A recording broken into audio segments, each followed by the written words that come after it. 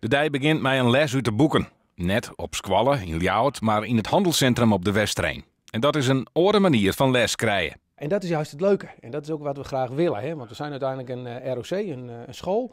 Normaal staan we voor de klas en vertellen we het verhaal. Maar nu treden we veel meer op als coach.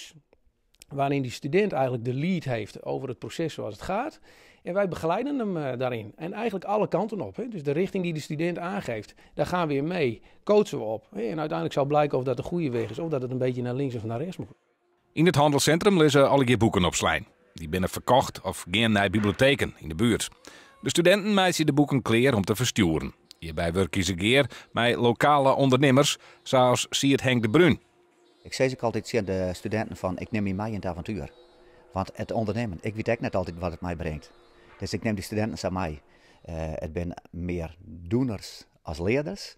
En dat is dan ook heel mooi. Dat zorgen ze ook de praktijk zorgen ze. En dan denken ze van, hé ja, zo werken het dus uiteindelijk. En inderdaad. En dat is gewoon heel mooi om dat dan wat bij te brengen. Het handelscentrum werkt keer met studenten, ondernemers, de gemeente Dantumadiel en de bibliotheek Noord-Friesland. Dat had een speciale reden. 'S Avonds zie je het boek bij De Wereld Draait Door en eigenlijk komen onze klanten dan de volgende dag in de bibliotheek. Heeft u dat boek al? Nou, dat was niet zo, maar nu met deze werkwijze kan dat wel. Dus 's ochtends worden hier straks de boeken afgeleverd. In de loop van de middag gaan ze naar de bibliotheek van Dokkum en daar verdelen we ze dan weer over de andere vestigingen van Noord-Friesland. Dus het is echt heel snel. Om de boeken mooi te houden, moet er een kaft omheen.